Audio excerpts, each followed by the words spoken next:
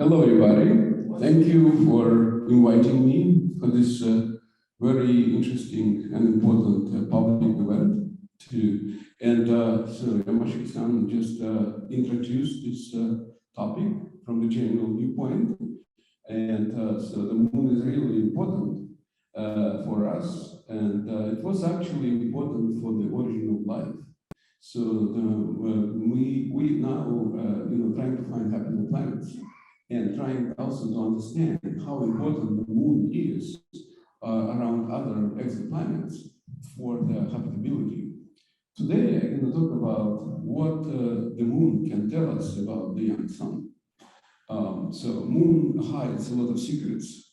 And now that we are developing technologies in order to investigate and to study the moon, explore environments, that's one question that can be resolved.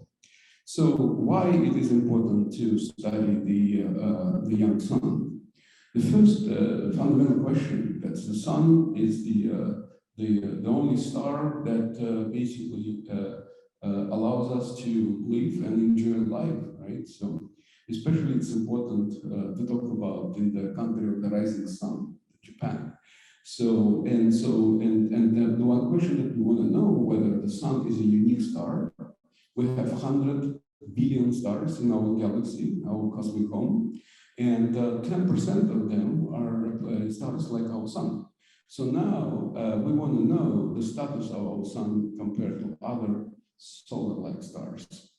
The second question that we want to know how the stars evolve in time. So if we travel 4 billion years back in time and recover the understanding of our sun, that will give us a lot of answers about how planets evolve and how they live their life, how they are born, live their life, and how they die. And the third question is that what the sun was look like 4 billion years ago and how it affected the early Venus, Earth, and Mars. The reason why we're asking this question is because we want to know the role of the young sun on the origin of life and how the emission was important. So, can I translate? Oh, I'm sorry, yes. You can take off the mask. Yeah, take off. 私はウラジミール・アイラペティアンと申します。NASAゴダード宇宙飛行センターの研究で、京都大学大学院総合生存学館研究教授も務めています。また、アメリカ大学の教授も務めています。先ほど、私からですね、月の利用性についてお話がありました。で、月の社会の構築ということで、我々の皆さんも非常に大きな力を入れて、月面改造を行います。ただ、私は学者の点にですね、いくつかの論点をまず我々の太陽というのは唯一のですね、銀河系で、100億、100億個ですね、大体この G 型説とかですね。だから、銀河系に1000億の星があったら100億ぐらい、いわゆる G 型説、太陽と同じような星。果たして3区太陽というのが唯一のですね、これっていうのは、いわゆる恒星だということです。これはそうではないということが分かります。そして、太陽のこの時間によってですね、太陽というのは昔は今の 75% だったんですけど、これが46億年経っては太陽なんですが、その時間的な変化ではということと、あとですね、やっぱりその40億年前、あるいはそういった太陽が生まれたばかりの太陽が、果たしてどのような影響をですね、いわゆる金星、地球、火星に与えたのか、こういうことをですね、勉強していきたいと思っています。Thank you. Before we go back 4 billion years time in history and travel back in time, so I want to introduce you to our sun, the one that we enjoy today, but it's not in the visible light, like a yellow star, but in X-ray light. And if you look at the X-ray light, you will see that our sun, you see that in the center, it shows those flares. It is magnetic star. It's like hairy stars. So that this image was possible to take only about 25, 30 years ago. Yeah, so that uncovers the life, the hidden life of our sun, and as a star that generates flares, and those flares affect our planet and affect creating the magnetic storms. And that's important for our survival today to predict those big events because they can create a doomsday one day and will be a big problem for the civilization. これはですね、X 線で見たタイムです。ちょうど25年から30年ぐらいに、30年ぐらいに撮ったんですけど、いわゆる我々が見ている光というのは可視光線といってですね、380から710ナノメーターの波長です。で、X 線っていうのはですね、1ナノメーター以下ですね、非常に短い時代の光ですが、これが温度比にすると大体100万度ぐらいの温度を示します。で、それを見るとですね、こうやってその太陽というのは太陽に爆発をしている、こういった星であるということが分かります。まあ、こういったアクティブなですね、太陽を見て、どのように考えているかです。OK。Yes, so that's, as I said, it shows flares. And when the big flare occurs in the sun that you will see now, the one that occurred on September 1st, 2014, so it comes out with the ejections of billions of tons of material from the sun. And this kind of giant clouds sometimes propagate with a speed of 2,000 kilometers per second. And in some cases, if we're lucky or unlucky, it can hit the magnetic shield of our planet, which is called a magnetosphere. And that's what causes the magnetic storm.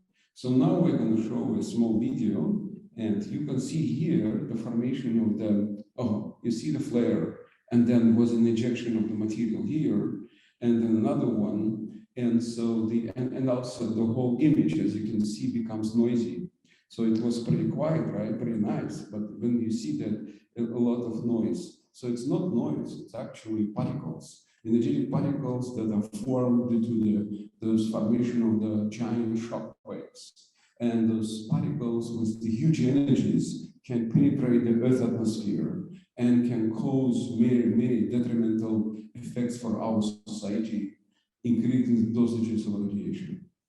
これがですね、今、フレアの実際のビデオですね、中心の太陽をこうやってスリットで隠していますので、赤い絵はですね、絵なんですけど、実際のこうやってフレアを見ると、すごいショックでですね、一部が出てるのが分かるんですけど、このパチパチパチっていうのがですね、いわゆるその、高エネルギー粒子、陽子ですね、加速された陽子がCCD にできて、チカチカで、これがですね、ショックウェーブ、地球にですね、地球の磁場と相互作用してですね、地球の大気の中を通過していきますが、これはですね、いろんな我々の社会に悪い影響を与えるということです。So this slide shows very delicate relationship between us and the sun. So this is the sun from the left-hand side, and so this is the Earth with the magnetic shield in blue. And as I said, this you see here, it's a flare, which basically releases the huge amount of energies. So some of them, this amount of energy we can live with for many, tens of years. That's a huge amount of energy. If we can conquer it, that will be great. And also sometimes it comes, as I said, with this kind of giant cloud that gets ejected and propagates toward the Earth. And then it basically creates the shocks, and the particles can penetrate in and cause those beautiful aurora borealis. But when the effect is very strong, it can be very dangerous to us. And we need to understand the relationship between the sun and the Earth, Venus and Mars better, to understand what happened 4 billion years ago and what's going to happen tomorrow, including the conditions on the moon and conditions on Mars. これがですね、太陽からもしCME というコロナ質量放出、もし、要するに巨大フレアというのはですね、質量放出がもし起こったら、じゃあどういうことが起こるかというのを、簡単にイラストレートしまし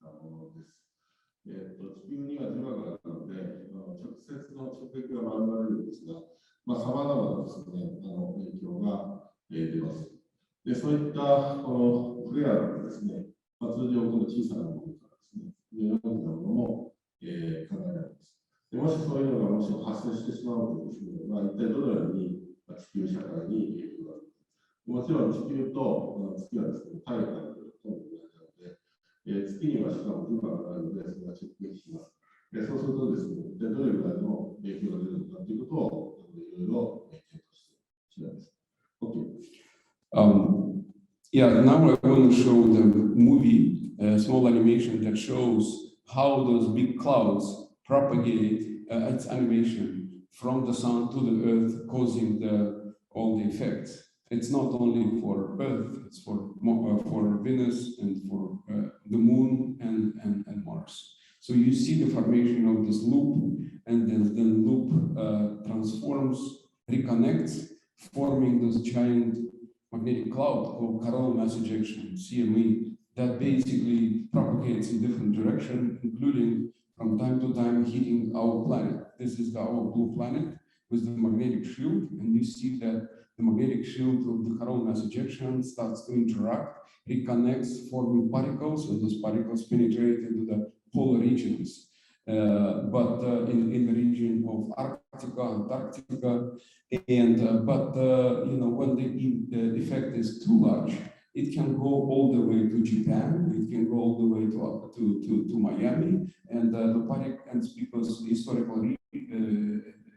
historical records show the formation of aurora borealis of northern lights, so at that low latitudes. Can you repeat this movie? Yes, sure.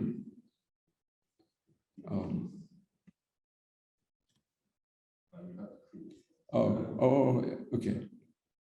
これがですね、太陽からの、まあ、こうやって磁場のループがあるんですが、ここで適リコレクションが起こってですね、これが磁力線通りですね、コロナスゼロとして太陽からが当たるものですが、これがですね、まあ、このヤングが作られるとか、地球の動物性磁場がそこにですね、これ磁力線が反対向きなので、ここでリコレクションをで、この磁力線を出てしまって、それによってですね、極地方にまあ、いろんな粒子がですね、降り注ぐんです。オーロラなんですけど、そしてこう反対側の磁力線もこうやってつながれて、これでリコレクションを持って、やはりパーティクルが極地方に行くんですが、これが極地方だけではなくて、まあ、クリアが大きいのはですね、まあ、日本付近にはですね、これが広がるということがあります。これは非常に美しい現象なんですが、非常に危険な物質でもあります。Okay. So what we see here, now I'm going to the point I showed you what the current sun is doing, and now I want to talk a little bit how we can reconstruct or go back. It's basically the idea is that imagine that you lost all the pictures when you were like 2-3 years old, and you asked me to reconstruct your image when you were 2-3 years old, way back. What should I do? I have to go back to your family and look this toddlers or young people, the 2-3 years old, and then study their traits and find the best similar cases, the traits. That's what astrophysicists do. So you can see here, it's the data points from one cluster. It's clusters, the stars are formed in these big families. I'm talking about a few hundred to 1,000 stars together. So therefore, they all share the same age. So, and you see that the stars from one cluster at about 30 million year old, then about 60 million, then 100 million, then about 300 million years. So we have different clusters, and that they show us very interesting feature. They show that even those stars have the same mass, the same radius. It looks like the same, but they show different X-ray emission. They show different spin rate, different angular momentum. So that means that they were born unequal. That some of them are more luckier than others at born. And so therefore, you can see here the blue ones. They emit up to 30 times more X-ray emission. It's so-called the fast rotators. and some of them with much less emission. That's I'm talking about X-ray power in emission. And so, and at the time when the life started on Earth, this is the period about 3.8 billion years ago, mostly the X-ray emission becomes pretty close. So we want to understand whether our sun was a fast rotator or a slow rotator. It is very, very important to understand where our sun stands among other young stars. これは太陽型星はですね、いわゆる発育系統です。進化系統です。ですね、太陽型星はですね、先ほどこの銀河ですね、100億個あるって言いましたけど、それをビルですね、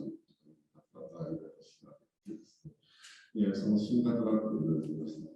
要するに、非常にアクティブで自転速度が速いやつは、例えば、紫外線のガスが強い、またクリアもそれだけたくさんのクリアを、これが上の線です。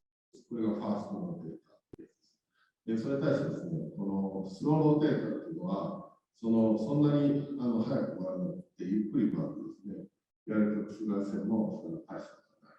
ニュアンスも大したことない。で、それで最終的にはですね、ミリオンイヤーなので、100万年です。10億年ぐらい経つとですね、大体状況としては落ち着く。で、今、これが10億年なので、10億年、20億年、30億年、40億年、40億年で、これが現在の単位です。10億年ぐらいまでの間ですね、これが10億歳で、これ1億歳ですね。これが1000万歳ということですので、1億歳とか10億歳の、太陽というのは、実はアクティブであったのか、おとなしかったのかというのは、実は分からない。それがまずのところです。それに対して、どのようなアプローチで、我々の太陽が進化を遂げてきたのかを、解明しようと。そういう話です。OK。So what you see here, it's the uncovering with the space telescope called Kepler space telescope that was operating in space between 2009 to 2018, so for 9 years. So you see that this is the 4 years of the life of one star. It's like when you look at one star continuously for 4 years, every single second, and look what the star is doing. That was the whole history for the 4 years. And you see this red, and that's kind of like our sun did 4 billion years ago. So the red one, it's so-called star spots, giant concentration of magnetic fields, and on top of it, you see these blue spikes. They're called super flares. There's the flares at energies up to 1,000 times bigger than the biggest solar flare we observe today. So if something like that will happen and erupt on the sun, then the COVID-19 will be a small, tiny problem for our civilization. So that's why we need to study and understand whether our sun can create those kind of big spikes called super flares. これはですね、ケプラーの集合演習といいまして、2009年から2018年までですね、太陽系が2000個程度を測定したですね、宇宙望遠鏡のライトカーブの一例です。この赤で示したのが、星のですね、いわゆる黒点が、回ってですね、それによるライトカーブの変動ですので、いわゆるそれによって周期が分かるようなもので、黒点が大きいと小さいというになって、この幅が変わるんですが、この青い線ですね、これはですね、スーパーフレアです。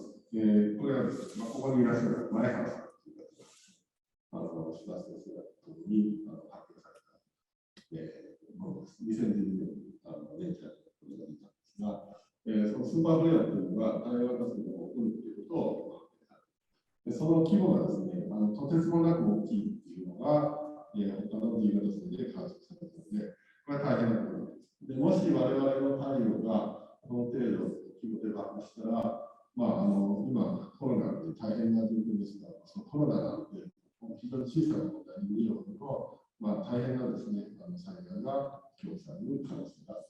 だから我々は真面目にこの問題を考えていきたいと思います。So now we're looking at the moon that Yamashiki-san already discussed. So we're looking at the closest neighbor, and the object never had atmosphere, and might be in the beginning for a very short time when the volcanoes were very active. But so no water, no oceans, no atmosphere, no weathering. So therefore, any kind of impact from the young sun should have impacts, right, on this planet. So that's exactly what we are studying here. 例えば月をですね、見ることによって若い太陽をした。これはなぜかというと、月には一度も大気があったことがないということです。で、地球は大気があって水があってなので、実は風化作用があってですね、実は地球の表面に起こった状態というのは大気と水によって簡単に消し去られます。もちろんその砂漠の中には残るものがあるんですが、基本的にですね、地球の表面というのは昔の記憶を留めておりません。それに対して月はですね、月とか大気と水がないので、いわゆるそういう風化作用がある。そうすると昔の40億年前の記憶、45億年前の記憶というのも、その月の表面のレゴレスの中にとどまっているのです。だから月を提供するという。So I want to start with this. The moon was formed due to the giant impact of the body, like a Mars-sized body, with our planet in the first 50 million years. Okay, so that created, erupted a huge amount of material, which is about 1% of the mass of the Earth, 1.25. And then this material coalesced, what we're talking about the moon. So, and starting from Apollo missions, we started to learn about the chemical composition of the moon in order to understand its origin. And due to the Apollo missions, we proved that the moon was a product of the Earth crust and upper mantle. So so that's why it creates a very interesting ancient laboratory to study, what happened back in time.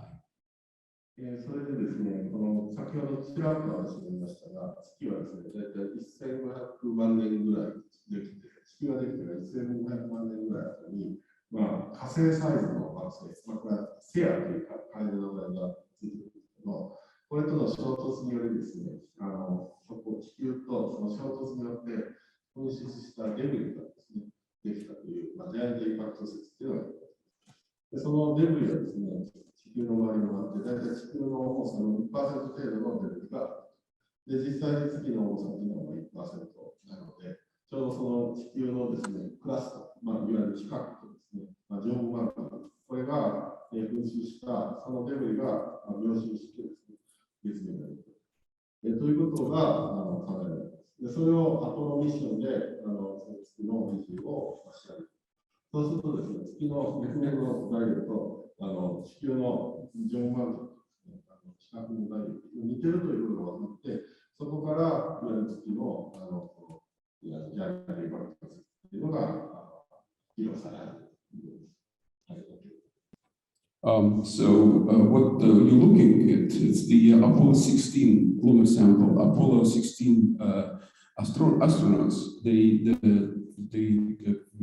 derived those lunar stones, rocks, and those rocks were brought back to Earth. And then we studied the chemistry. You see here the abundance of chemical composition. So the black is the abundance of chemical elements of the sodium, magnesium, aluminum, silicon, potassium, calcium, titan, iron, and zinc. Okay, different elements are very important for life. So and you look at the black is our Earth, and you can see that these white circles. That's what the astronauts brought back to Earth, and we find that so there is a deficiency. There is a less amount of sodium and there is a less amount of potassium, those important elements on the moon than on Earth. So basically, it is the big task to understand. And other elements are pretty good. Magnesium, you can see, always the same. Yeah, so here the aluminum, we have a little bit more than Earth, but we also understand. But those two are big puzzles. Why? What created the deficiency of sodium and silicon? Sorry, sodium and potassium. Sorry. Sodium. 月面と月の石が非常に似てるということもあるんですが、実際にですね、比べてみると、例えばナトリウムですね、ナトリウムとカリウムとですね、月面に比べて地球の、月面が少ないということが分かっています。で、そういうことをですね、考えるとですね、何がこの違いを生み出しているかということを調べる必要があるということです。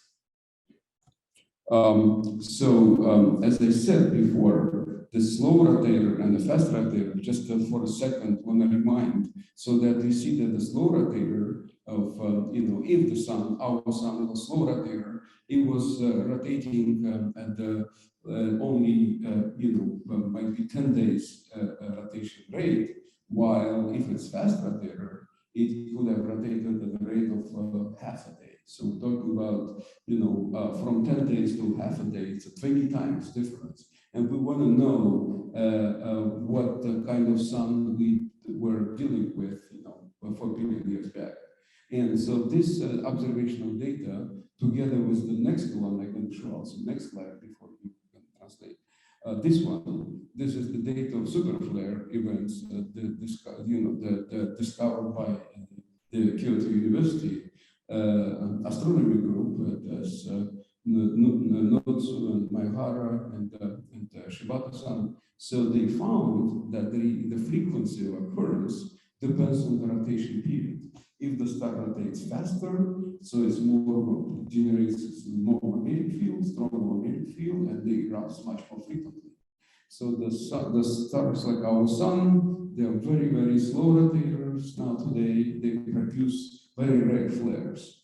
So basically, by combining this data together with data, we have been able to calculate the frequency of this ejection of coronal mass ejection of plasma, 4 billion years ago, and study how frequently they hit the surface of the moon.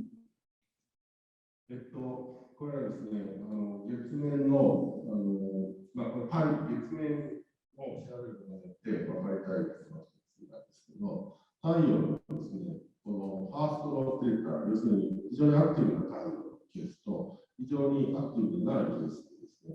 ファーストローテーターのケースは、自転周期が1周がですね、0.5 日というわけです。で、スローローテーターの場合はそれは10日です。今は27日ですので、相当昔の太陽は早く回っていた。早く回るということは、もちろん重力線がそれだけいろんなリバージということで、非常にアクティブだということです。で、その次のスライドでですね、これは兄弟グループのノズ博士、だからですね、見つけた、前から見つけたやつなんですが、いわゆるその自転周期と、巨大フレアの発生する頻度というのはですね、非常に多くの新しい相関があるということです。で、それもですね、いわゆるその太陽型星で、太陽と同じぐらいの温度の星を見るとですね、非常に明らかな相関があるのではないかということをここに発見した。で、それを考えるとですね、今のスローローテーターかファーストローテーターかということが分かるということになります。はい。So basically, using those data, we reconstructed the history of the Earth's incidence of CMEs per Earth. And so the fast rotating sun would have erupted with the superflares, but 10 times more frequently than the slow rotating sun. That's the one conclusion that of our paper that we produced. これはですね、非常に、ファーストローテーター、すなわち非常にアクティブな太陽がですね、スーパーフレアが、ゆっくり回る太陽に比べて、ゆっくり回る太陽に比べて10倍強い船を起こすことが、分かっています。で、これがですね、今のようなレベルです。Yes, so this is the image of the coronal mass ejection that comes from our simulations that shows how this, this impact, these flares erupt. And imagine that you are looking at the site, and this cloud comes to you, and you're standing on the moon. So this is that's what the whole cloud with this almost 180 degrees propagated 4 billion years ago, hitting the solar, the Earth and the Moon. これがですね、クジラ座のカッパを検知というそういう非常に活動な気がする。これは若い太陽、子供の頃の太陽の予期なんですが、それをですね、のスーパーフレアを見るとですね、おそらく地球月系にですね、とんでもないぐらい強いスーパーフレアが、当たったはずではない。心理があったはずではない。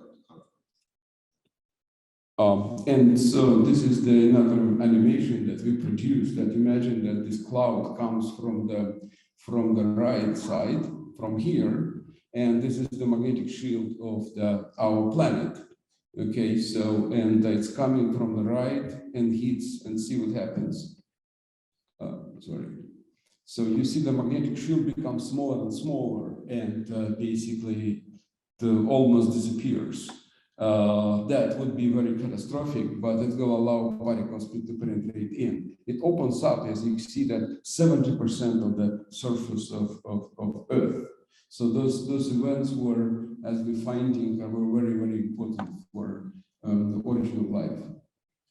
で、これなんかは、スーパーフレアによってですね、惑星の重力差が完全に消失以外してしまう、非常に、とんでもない現象が、こういうことがあります。で、こういったですね、スーパーフレアによってですね、惑星、そうするとですね、いわゆる惑星タイプにも、サイズにも大きな影響が与えられるということで、これがですね、初期の地球設計に、同じようなことがあったのではないかと考えます。So those shocks from CME produced energetic particles, and those energetic particles also hit the surface of the moon. So as it happens, so that basically can affect the elemental abundance of the moon and also isotopic abundance. So that's another question that we're studying now.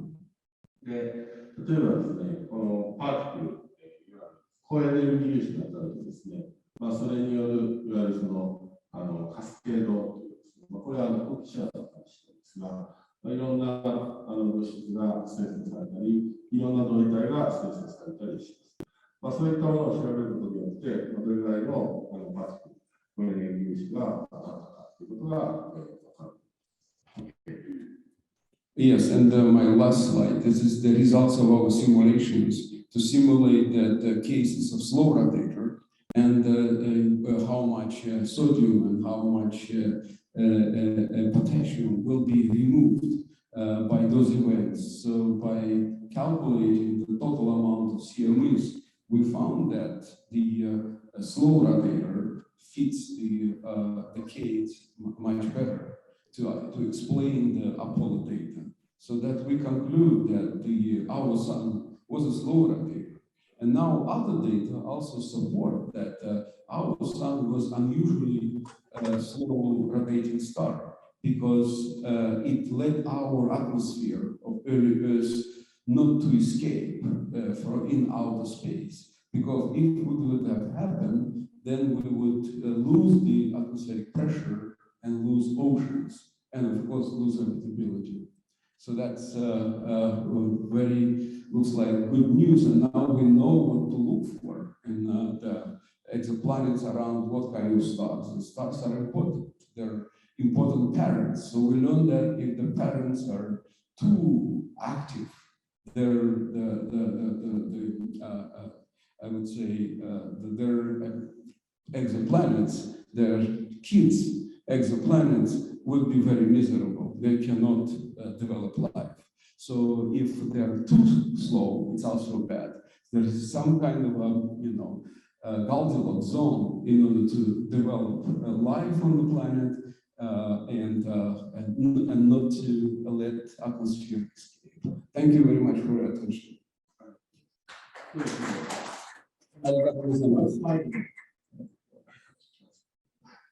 Yeah.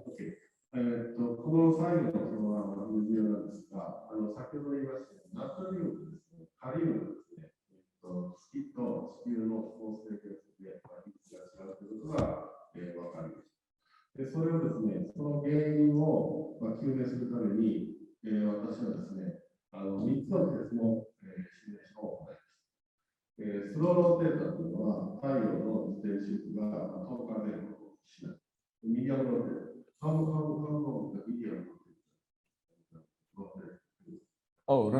yes, that's the if the one was 10 days, the fastest one was half a day. As we talk of medium rotate was 3 days. ファーストローテーターというのが 0.5 日です。スローローテーターというのが10日で1日です。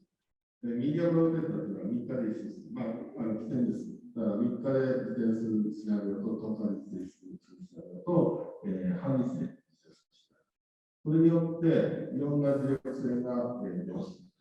で、その磁力線がですね、リコレクターですね、いろんなですね、スーパーフェアがいろんな規模で起こるんですが、このシミュレーションによってですね、ファーストローテーター、要するに0.5日で一周するシナリオがですね、いわゆるそのナトリウムと、カリウムですね、あまりにもですね、なくなりすぎる。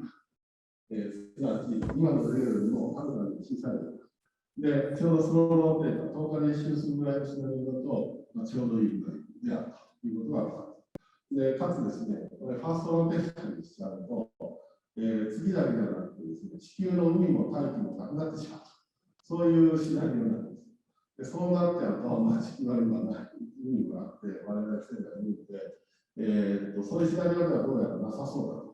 要するに、我々の太陽は、その進化過程で比較的ゆっくりですね、した、おとなしい形で自転してですね、そのおかげでおそらく地球なんかのですね、太陽と大気を失わなかった可能性があるというのが分かります。で、あんまりですね、太陽がそれよりも自転周期が遅かったらどうか。今度はですね、そうすると生命の誕生が起こらないというものなんです。ちょうどいい速度で太陽が回ってくると自転していくおかげでですね、我々の地球が生命に満ち合うんですね。しかも太陽もあって太陽がということが分かります。これが、月のですね、石をですね、同位体を解析して、かつ中でこのような計算を行った結果ですね、こういった仕組みができたということです。どうもありがとうございました。Thank you very much. Thank you. ありがとうございます。前川さん、なんかコメントあります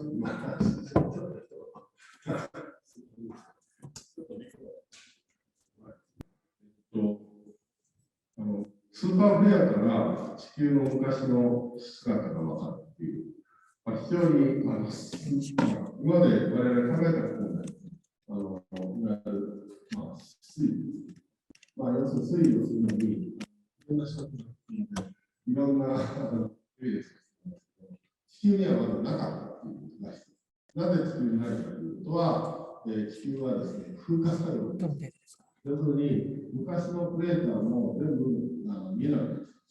で、例えば、いい例がですね、万年前の恐竜のですね、このプレーターはですね、これですね。あれはメキシコのオイル会社ですね。それをパソコンにコピーして。16以上ですよね。たった6500万年前のプレーターですらもう見えない。そうすると46億年前のプレーターだったかもしれません。月はですね、それがほぼそのままになっている。で、かつその月の材料を見て、その同位代表を見て、それで、地球とどれぐらいリアクションが立ってきます。で、じゃあ月と地球の違いって何かというと、月は大気がないので、直接太陽風、あるいは太陽フレアの影響で、物が吹き飛ばされています。で、だからそれに対して地球は大気なので、それが吹き飛ばされない。で、それを解析してですね、そうすると、その月にはないけど地球にあるというのは、おそらくその太陽フレアです。で、太陽フレアの頻度と大きさが、の関係がようやく分かりました。これは京都大学の、今発言してくれた前原さん、島田先生、前原さん、そして野津君ですね、そういったの成果で、その確率をですね、頻度が分かる。で、それらを使って、今の現象を解明しています。